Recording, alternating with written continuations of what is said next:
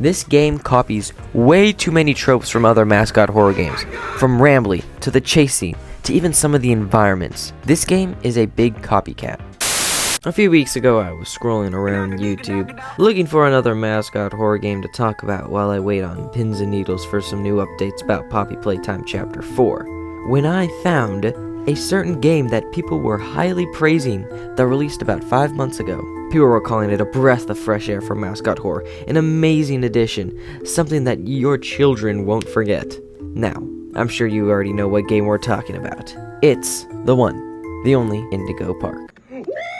Indigo Park is another new addition to the mascot horror genre, made by Unique Geese the YouTuber. Yes, the same guy that fixed the abomination of a mascot horror game in 2 weeks. I bought this game for the low price of free, and I booted up the old computer to see what this game was all about.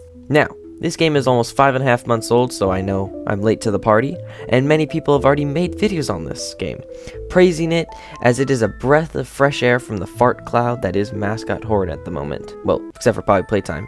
They managed to create the once content farm IP into a rated R masterpiece. Everyone else at the moment? Well, so, checking out Indigo Park for myself, I have found that I don't think Indigo Park broke free from the chains of basic mascot horror games. If anything, they played along to just about every single trope that other mascot horror games have done, and the game leaves much to be desired. This is actually one big copycat to all the other mascot horror games. As I played this game, it felt too much like everything we've seen before. So, let's dive into it as I explain why this crumbling Disneyland-esque park truly does not turn in the right direction, if anything, just following the footsteps of previous mascot horror games. But before we dive in, we should refresh our memories with this game. Let's give a little recap. When booting up Indigo Park, you start off with an old VHS recording of the founder of this park giving a speech on opening day. Kinda reminds me of another game, if you know what I mean. Right after this, you jump straight into gameplay. We, the player, are an old fan of this park and have come back to it to try and understand what the fart happened to it. At least, that's what I got from the game. I didn't do much lore research before this video, so I'm sorry if I get some stuff wrong. Nevertheless, after exploring and janky hand movements, we enter a room and meet our main guide through this decrepit facility. Hi there, and welcome to Indigo Park! That reminds me of another game. There you are. Rambly is truly a gem. You can tell that so much love and care was put into this little guy. From the animation to how he speaks and what he says, he is just so cute. I truly love Rambly, and he is definitely an amazing guide for this chapter. After a bit of chambling with Rambly the Rambles, we are introduced to our first puzzle. Let's go! And it is just placing 2 gears in a gear thingy. Well, that's okay. Most first puzzles aren't that exciting, and I'm sure we'll get better ones as time progresses. Right? Once we enter the park, it is clear that it is designed based on Disneyland, with a statue of Mr. Indigo and Rambles, just like Walt Disney and Mickey Mouse in Disneyland. Rambly then insists you with getting our critter cuff, which also was reminding me of another game. But, you know, it's mostly just our key card for the chapter. We make our way then to Rambly's Railroad, which is by far one of my favorite experiences in the game. Not because of the horror.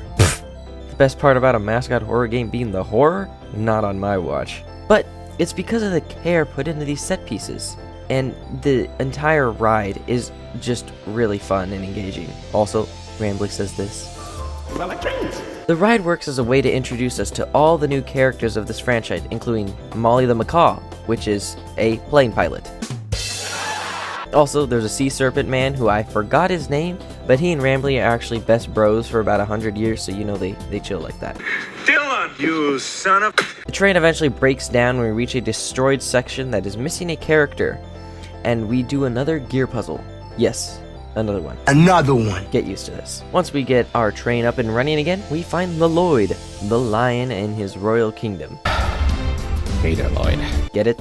He's a lion, so they're kings of the jungle, so he has a kingdom. Brilliant! Also, Rambly kind of hates Lloyd. After the ride, we wander around the decrepit park and stumble onto a giant door that needs to be unlocked. Last I checked, there's a security office in the back of the theater. So we march into the theater area and find Lloyd. He looks a little different. We then go backstage, get jump scared, and grab the key, have another mishap with Lloyd, and get out. Honestly, this part was pretty scary on my first playthrough, but it turns out Lloyd just gets hit by a box and doesn't really stalk you in this section like I originally thought. We then make our way into Molly the Macaw's area and find out that it is also pretty destroyed. Also, I had no idea there was an arcade game in here, and I completely passed it, and as of recording, I have not yet played it, so I will not be touching on it. Once Rambly finds out that the repairman actually canceled their phone service, "We're sorry. The number you have dialed has been disconnected." I'm actually not sure where he wants us to go, but we gotta find another way. This place looks oddly familiar. There is a new puzzle in here, involving a spinny thingamajiggy. Now, I'm sure this is just because I have a massive skill issue, but when it comes to these horror games, but I could not for the life of me piece together that the purple star painted there was telling me the code. I thought it was just graffiti. Once my IQ level gained a few extra points, we make our way inside this playhouse and find a stiff-legged macaw walking upstairs. Also, I found her staring at me in the slide tunnel, but because I did not reach the trigger point in this section that makes her run away, I kinda had a bit of an awkward stare down with her. Fit with the knowledge that the shapes on the walls were not graffiti, I solved more spinny puzzles and opened the final door. Once inside, we make our way through the jungle gym maze until we finally meet face-to-face, again, with Molly the Macaw. Hello there. As she bursts through the door, and I immediately fled for the hills. With past horror game experiences in mind, I always made a turn when presented with one. But I never saw the death animation, because I never went straight. I always turned, which I think it's just because I'm good like that and I survived first try. Personally, I think that's a skill issue to everybody else. We do not talk about the star incident. Now, after being very confident in my skills and used to trampolines that send you to the moon, like first we had generators in these play places and now these, I end up making my way out of the playhouse and into a vent. Kinda, once again reminding you of another game. After making it into a staff-only room, Rambly closes the door for us just as Molly attempts to fly, I believe I can fly. thus decapitating her. That's probably why she only flies in planes. When the door closes on her, it kinda lets out a comical amount of blood be spilled everywhere. Rambly then comes clean to us, Transparency is an important part of our policy here at Indigo Park, so... explaining how he ignored all this destruction and isolation that this park has fallen into because he wanted to give us an amazing experience. This doesn't explain why he decapitated his friend, but okay. Oh look! It's Molly the Macaw! Never change, Rambly. He then proposes we then help him.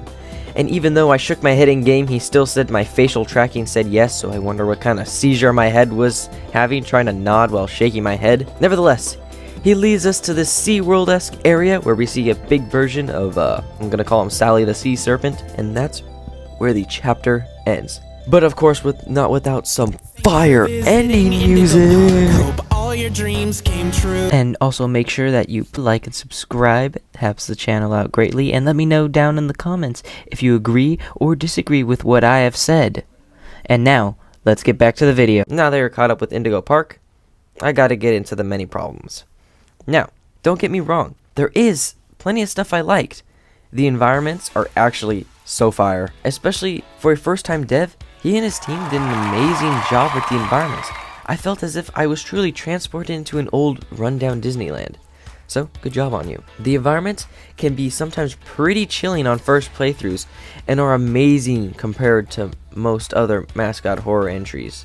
Especially a certain someone. Of course, we also can't forget the man, the myth, the Rambler, Rambly the Raccoon.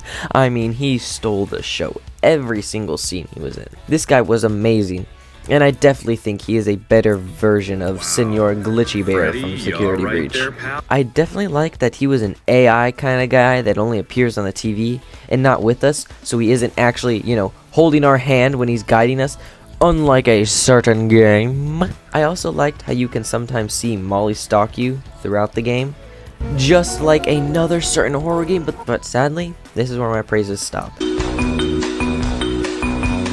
This game is not scary at all. Sure, it can be a bit chilling on your first playthrough, wandering around the back lots of the theater or the semi-claustrophobic playhouse. There's a big problem in mascot horror where there are chilling environments, but it never amounts to anything because there's actually no scares, which just leads to less replayability and having fun with the horror. It's supposed to be a slow burn with the environments that lead up to scares, but with mascot horror, it's a slow burn that never seems to burn anything. For example, in the theater, it's an amazing set piece with all the boxes and the dark areas everywhere, but nothing ever happens, besides Lloyd getting a little bump on the noggin. I think it would have been way better if Lloyd hunted us down through the backstage as we tried to get the key. That would have made for a way more scary and enjoyable scene, which would add to this game being a horror game. The only true scary thing that happened was Molly Macaw's chasing, which also wasn't even that scary. It devolves in just another basic mascot horror chasing where you just run straight and try not to go the wrong way. Oh, brother! Once we move into the vents during the chase scene, that's when I started really feeling it. This game copies way too many tropes from other mascot horror games, from Rambly to the chase scene to even some of the environments. This game is a big copycat. Now, albeit Rambly is done amazingly well, but he is just a better version of Freddy. Gregory. And Molly the Macaw stalking you is just like Huggy Wuggy and Catnap from Poppy Playtime. Their environments are a nice breath of fresh air from Ban Ban, but the Playhouse environment is so overdone. I mean, I was really hyped about this game because it was in a theme park, you know, with rides and so many cool environments that could make for amazing chase scenes and horror elements. But all they did was just copy off the backs of other mascot horror IPs, not embracing the theme park element. Even the gameplay itself is kind of just a carbon copy. Even the outline of the game is a carbon copy. You know, you start out with an intro to the puzzles, not many scares, you get a few stalking people here and there, and then there's a big chase scene at the end. And also, it ends on a cliffhanger. May I also mention that this game is the same length as every other Chapter 1 for mascot horror. I mean, I'm not sure why, but all of these mascot horror games just start off as like a little tech demo. I mean, we really need a real game to start us off. This game had so much potential, you know? You should at least work on making this game a little longer with more scares to add to the mascot horror element.